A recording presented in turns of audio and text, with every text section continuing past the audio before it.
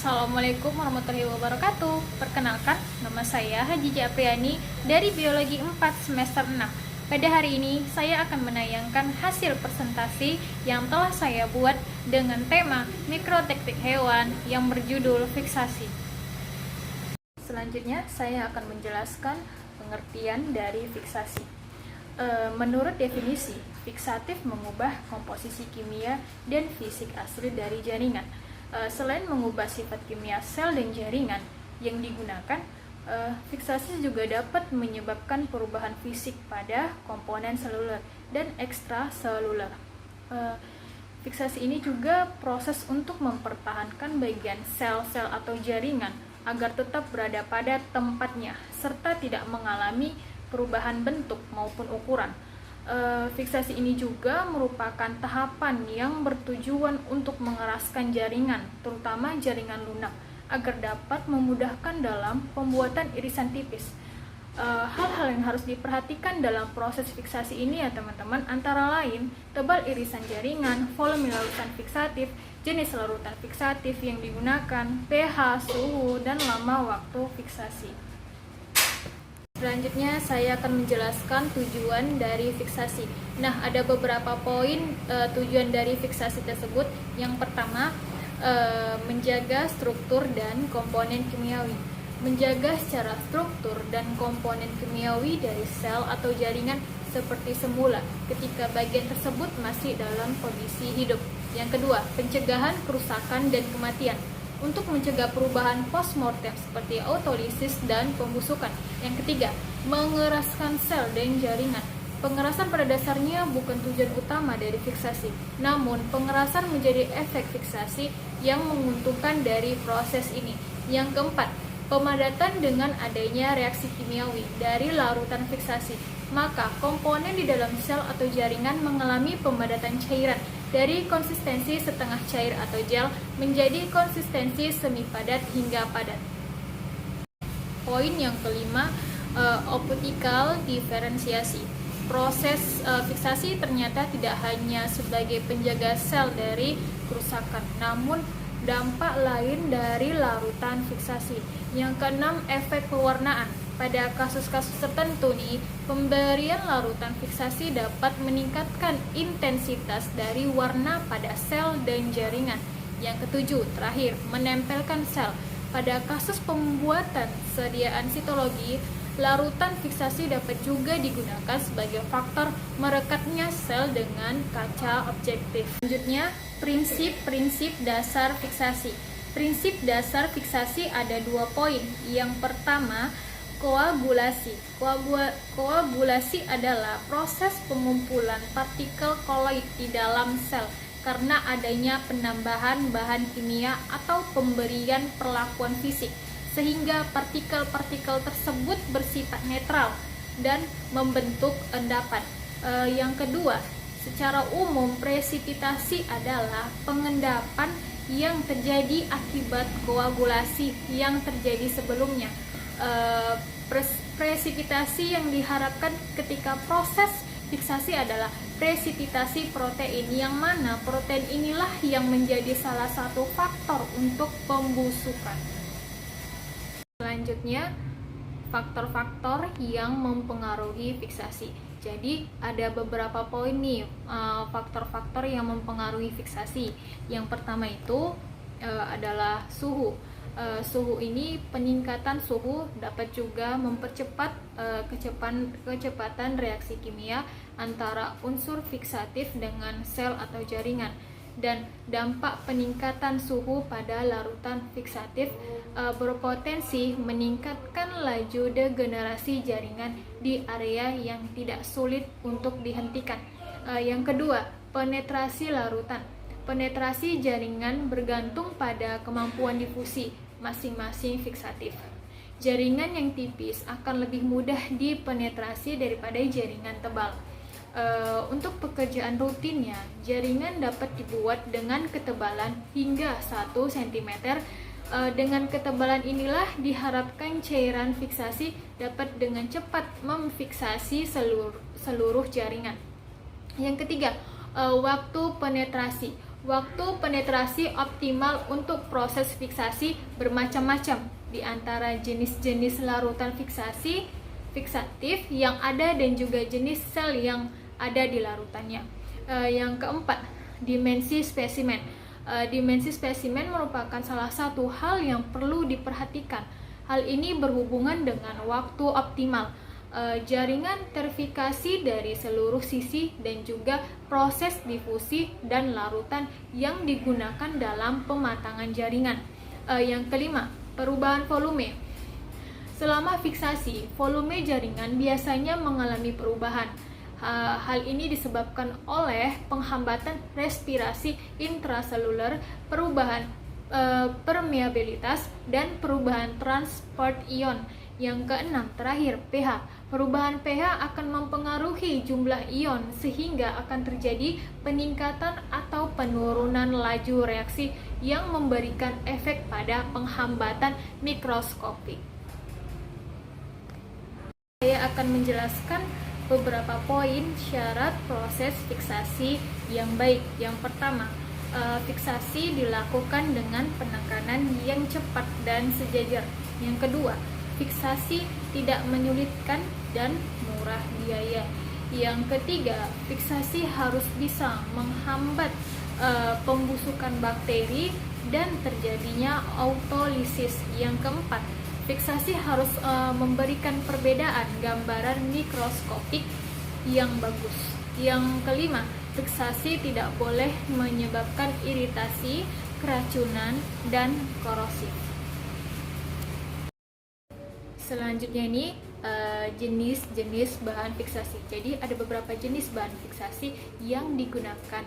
Biasanya tergantung pada jenis pewarna yang akan kita pakai nantinya. Yang pertama, sederhana, terdiri dari satu macam seperti formalin. Formalin dapat membuat protein dalam jaringan menjadi lebih asam daripada menggunakan fiksatif alkohol. Oleh karena itu, protein yang difiksasi dengan formalin akan mempunyai afinitas yang lebih baik terhadap zat-zat warna basa tersebut. Terus ada etanol, asam cuka, berkromat, dan suplimat. Yang kedua, campuran, mengandung lebih dari satu macam zat, misalnya larutan Boyne, Zenker, Heli, dan larutan Carnoy. Jenis-jenis fiksasi. Fiksasi basa merupakan tindakan fiksasi di mana sediaan sitologik masih dalam kondisi basa atau lembab. Larutan fiksasi basa dapat terdiri dari alkohol 95-96%. Larutan ini merupakan larutan fiksatif yang ideal yang dianjurkan di sebagian besar laboratorium sitologi. Hasil dari fiksasi ini menghasilkan karakteristik inti yang ideal. Alkohol 95-96 ini adalah larutan dehidrasi dan dapat menyebabkan penyusutan sel karena akan menggantikan air di dalam sel. Dalam teori lain menyebutkan bahwa dengan pemberian alkohol 95-96% ini akan membuat sel menjadi lebih kuat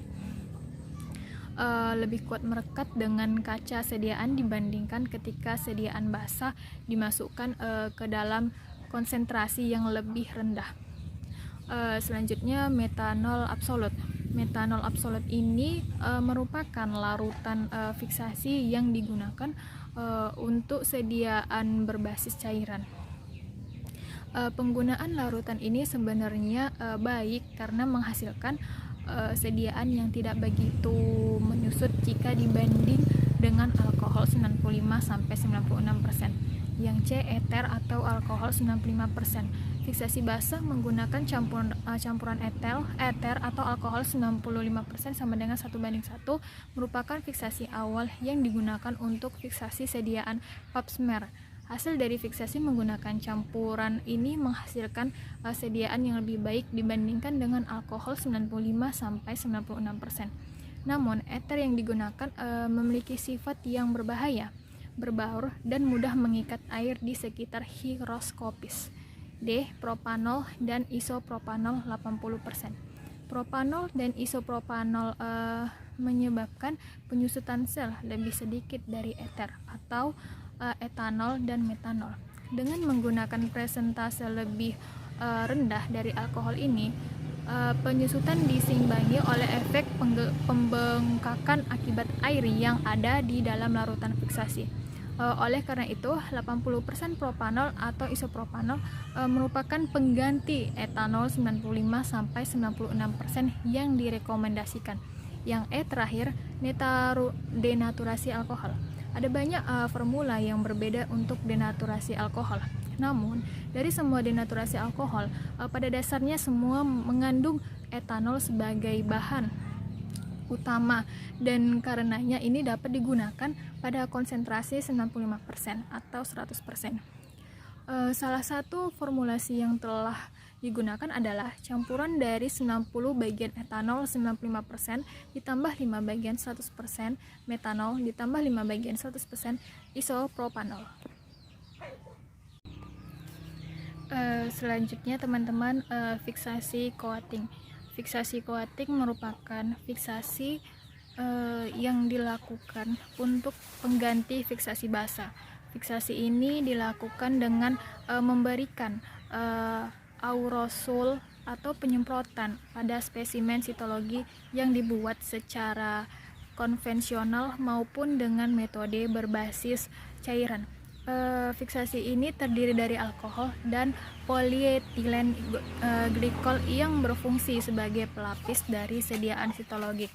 Fiksasi dengan menyemprotkan lapisan diapine atau hairspray dengan kandungan alkohol yang tinggi dan minimal lanolin atau minyak dapat juga menjadikan fiksatif yang efektif.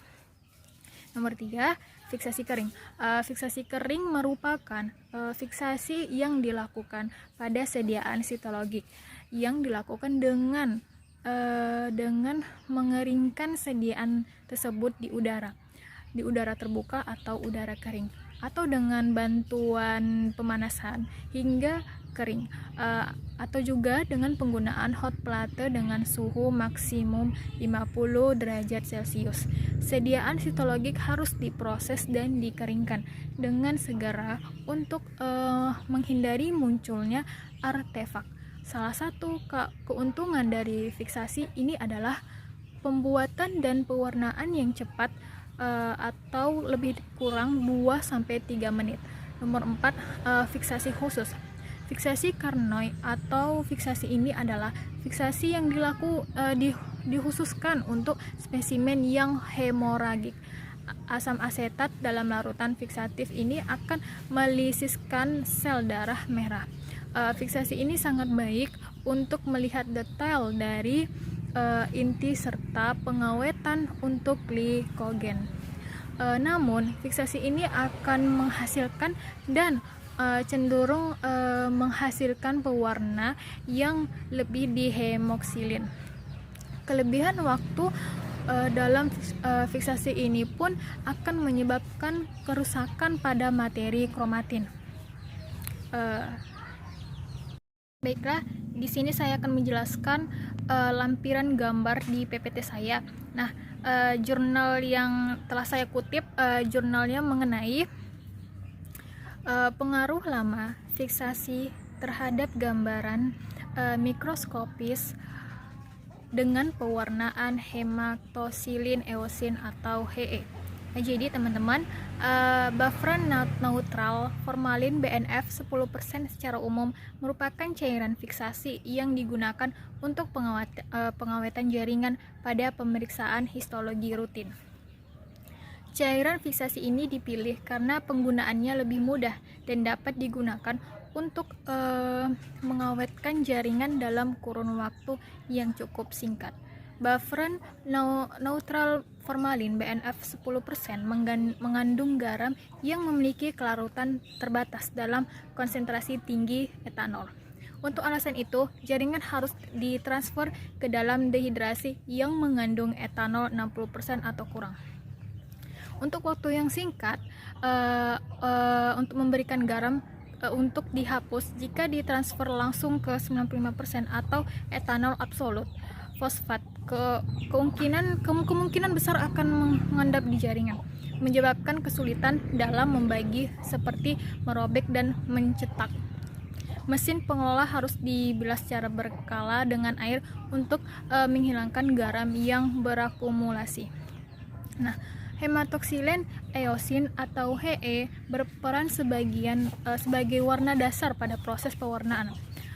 Hasil kurang baik atau baik pada pewarnaan hematoksilin eosin bisa disebabkan karena hematoksilin berperan sebagai pewarnaan dasar. Setiap komponen terwarnai oleh zat ini yang mengandung asam nukleat seperti inti sel yang kaya kromatin dan daerah sitoplasma yang kaya RNA. Struktur jaringan tampak berwarna ungu kebiruan. Pewarnaan inti yang tidak akurat artinya kurang akurat hematoksilin yang mewarnai bagian inti seluler. Hal ini disebabkan oleh fiksasi yang tidak akurat.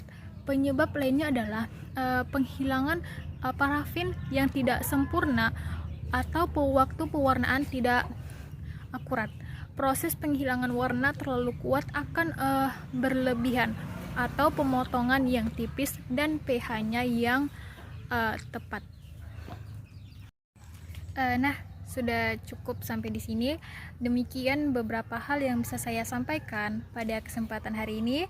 Saya mohon maaf yang sebesar-besarnya apabila tutur kata maupun tindakan yang kurang berkenan bagi ibu dosen sekalian. Dengan ini presentasi hari ini saya tutup. Atas kehadirannya, wassalamualaikum warahmatullahi wabarakatuh. Terima kasih.